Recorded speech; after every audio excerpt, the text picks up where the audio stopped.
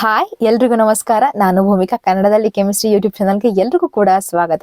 ಎಲ್ರು ಕೂಡ ಚೆನ್ನಾಗಿದ್ದೀರಾ ಅಂತ ಹೇಳ್ತಾ ಈ ವಿಡಿಯೋನ ಶುರು ಮಾಡ್ತಿದ್ದೀನಿ. ಮಕ್ಕಳ ಇನ್ನೊಂದೇ ಒಂದಿನ ಎಕ್ಸಾಮ್ ಇರೋದು, ನಾಳೆ ಒಂದೇ ದಿನ. ಭಯ ಪಡ್ದಲೆ ಕನ್ನಡ ಎಕ್ಸಾಮ್ಸ್ನ ಚೆನ್ನಾಗಿ ಮಾಡಿ, ಮತ್ತೆ ಮುಂದೆ ಬರುವಂಥ ಎಲ್ಲ ಎಕ್ಸಾಮ್ಸ್ಗಳನ್ನು ಚೆನ್ನಾಗಿ ಮಾಡಿ ಅಂತ ಹೇಳ್ತಾ ಈ ವಿಡಿಯೋನ ಶುರು ಮಾಡ್ತೀನಿ. ಮತ್ತೆ ಇನ್ನೊಮ್ಮೆ ಹೇಳ್ತಿದ್ದೀನಿ, ನೀವು ನನ್ನ ಇಂದಿನ ವಿಡಿಯೋಸ್ಗಳನ್ನ ನೋಡಿಲ್ಲ ಅಂದರೆ ಡಿಸ್ಕ್ರಿಪ್ಷನಲ್ಲಿ ಕೊಟ್ಟಿದ್ದೀನಿ, ನೀವು ನೋಡ್ತಾ ಹೋಗ್ಬೋದು. ಹಾಗಾದರೆ ತಡ ಮಾಡ್ದಲೆ ಯೂನಿಟ್ 10 ಲಾಸ್ಟ್ ಚಾಪ್ಟರು ಬಯೋಮಾಲಿಕ್ಯೂಲ್ಸ್ನ ಸ್ಟಾರ್ಟ್ ಮಾಡೋಣ. ತುಂಬಾ ಜನ ಮಕ್ಕಳಿಗೆ ಇದು ಕಷ್ಟ ಅಂತ ಇರ್ತಾರೆ, ಬಟ್ ಇದು ಅಷ್ಟು ಈಸಿ ಆಗಿರುವಂತ ಆರ್ಗ್ಯಾನಿಕ್ ಕೆಮಿಸ್ಟ್ರಿ ಚಾಪ್ಟರ್ ಇನ್ನೊಂದಿಲ್ಲ. ಯಾಕೆ ಅಂತಂದ್ರೆ ಡೈರೆಕ್ಟ್ ಕ್ವಶನ್ಸ್ ಗಳಾಗಿರುತ್ತೆ, ಬಟ್ ಆ ಡೈರೆಕ್ಟ್ ಕ್ವಶನ್ಸ್ ಹೆಂಗ್ ಕೇಳ್ತಾನೆ ಅನ್ನೋದೇ ಮಕ್ಳಿಗೆ ಡೌಟ್ ಆಗಿರುತ್ತೆ. ಸೊ ನಿಮ್ಗೆ ತೊಂದರೆ ಆಗ್ಬಾರ್ದು ಅಂತಾನೆ ಈಚ್ ಚಾಪ್ಟರ್ ಅದು ಪ್ರತಿಯೊಂದು ಇಂಪಾರ್ಟೆಂಟ್ ಕ್ವಶನ್ಸ್ ಗಳನ್ನ ಮಾಡ್ಕೊಟ್ಟಿರ್ತಾನೆ.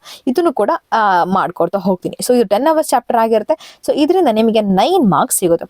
ಸೊ 1 ಮಾರ್ಕ್ ಅಲ್ಲಿ 2 ಕ್ವಶನ್ಸ್ ಅರೈಸ್ ಆಗುತ್ತೆ. ದಯವಿಟ್ಟು ಇದ್ರ ಮೇಲೆ ಕಾನ್ಸಂಟ್ರೇಟ್ ಮಾಡ್ಬೇಕು, ಯಾಕಂದ್ರೆ ಎಲ್ಲಿಂದನಾದ್ರೂ ಕ್ವಶನ್ ತೆಗಿಬಹುದು. ಹಾರ್ಮೋನ್ಸ್, ವಿಟಮಿನ್ಸ್, ಸೊ ಅಥವಾ ನ್ಯೂಕ್ಲಿಕ್ ಆಸಿಡ್ಸ್ ಮೇಲೋ ಹಿಂಗ್ ಕ್ವಶನ್ ಕೇಳಬಹುದು. ಇನ್ನು 2 ಮಾರ್ಕ್ಸ್ ಅಂತ ಹೇಳಿ ಕನ್ಸಿಡರ್ ಮಾಡಿದಾಗ 1 ಕ್ವಶನ್ ಬರುತ್ತೆ. ಇನ್ನು 5 ಮಾರ್ಕ್ಸ್ ಅಂತ ಹೇಳಿ ಕನ್ಸಿಡರ್ ಮಾಡಿದಾಗ 1 ಕ್ವಶನ್ ಬರ್ಬೋದು. ಸೊ ಈ 2 ಮಾರ್ಕ್ಸ್ ಅಂತ ಹೇಳಿ ಕನ್ಸಿಡರ್ ಮಾಡಿದಾಗ ಮೋಸ್ಟ್ ಆಫ್ ದ ಕೇಸ್ ಅಲ್ಲಿ ನಾನ್ ರೆಡ್ಯೂಸಿಂಗ್ ಶುಗರ್ ಅಥವಾ ರೆಡ್ಯೂಸಿಂಗ್ ಶುಗರ್ಸ್ ಅಥವಾ ಅವಾರ್ತ್ ಸ್ಟ್ರಕ್ಚರ್ಸ್ಗಳನ್ನ ಬಿಡಿಸಿ ಅಂತ ಹೇಳಿ ಕೇಳ್ಬೋದು. ಹಾಗಾದ್ರೆ ಯಾವ್ದು ಇಂಪಾರ್ಟೆಂಟ್ ಅಂತಾನೆ ನೋಡ್ತಾ ಬರೋಣ ಬನ್ನಿ. ಸೊ ಫಾರ್ ಎಕ್ಸಾಂಪಲ್ ಕಾರ್ಬೋಹೈಡ್ರೇಟ್ಸ್ ಇಂದ ನಿಮಗೆ 2 to 3 ಮಾರ್ಕ್ಸ್ ಬರುತ್ತೆ. ಪ್ರೋಟೀನ್ಸ್ ಇಂದ 2 ರಿಂದ 3 ಮಾರ್ಕ್ಸ್ ಬರುತ್ತೆ. ಎನ್ಸೈಮ್ಸ್ ಇಂದ 1 ಮಾರ್ಕ್ಸ್, ವಿಟಮಿನ್ಸ್ ಇಂದ 1 ಮಾರ್ಕ್ಸ್, ನ್ಯೂಕ್ಲಿಕ್ ಆಸಿಡ್ಸ್ ಇಂದ 1 ಮಾರ್ಕ್.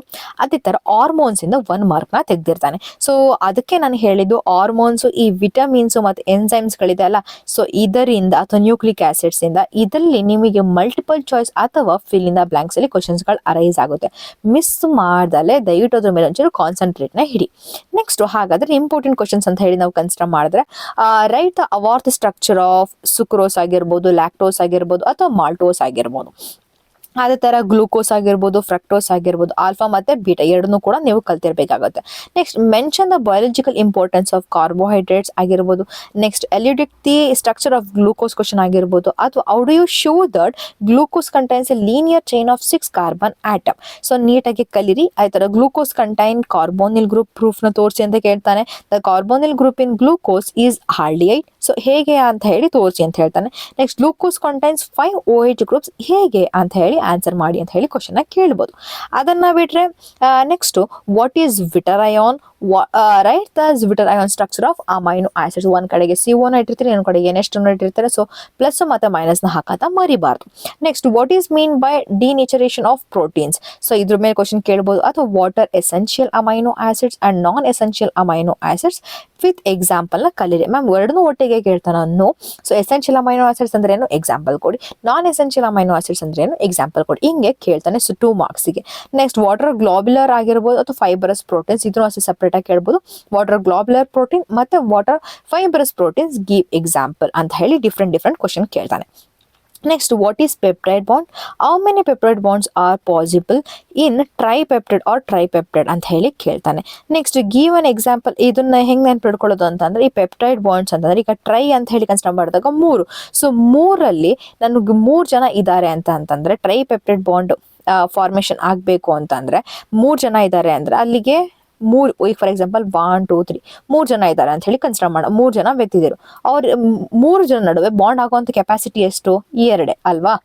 ನೆಕ್ಸ್ಟ್ ಟೆಟ್ರಾ ಅಂತ ಹೇಳಿ ಕನ್ಸಿಡರ್ ಮಾಡಿದಾಗ 4 ಜನ, ಇನ್ನೊಂದು ಬಾಂಡ್ ಬರುತ್ತೆ. ಸೊ ಟೋಟಲಿ 1 2 3 ಏನ್ ಇರುತ್ತೆ ನಂಬರ್ ಆಫ್ ಎಷ್ಟು ಜನ ಇರ್ತಾರೆ ಆ ನಂಬರ್ ಅಲ್ಲಿ ಒಂದು ಕಡಿಮೆ ಬರ್ತಾರೆ, ನಂಬರ್ ಆಫ್ ಬಾಂಡ್ಸ್ ನಮಗೆ ಸಿಗುತ್ತೆ. Next give an example naturally occurring alpha amino acid which is not optically active. Optically active ಆಗದಿರುವಂತಹದ್ದು ಒಂದೇ ಒಂದಿರೋದು ನ್ಯಾಚುರಲಿ ಗ್ಲೈಸಿನ್. ಸೊ ಇಷ್ಟನ್ನ ನೀಟಾಗಿ ನೀವು ಓದ್ಕೋಬೇಕಾಗುತ್ತೆ. ಸೊ ಅದನ್ನ ಬಿಟ್ರೆ so what are fat soluble vitamins give example. Next water soluble vitamins give example. Next mention the biological importance of nucleic acids ಗಳಾಗಿರ್ಬೋದು. ಅಥವಾ what is nucleotide, name the nucleic acid which is responsible for genetic information ಆಗಿರ್ಬೋದು. ಅಥವಾ what is nucleoside ಆಗಿರ್ಬೋದು.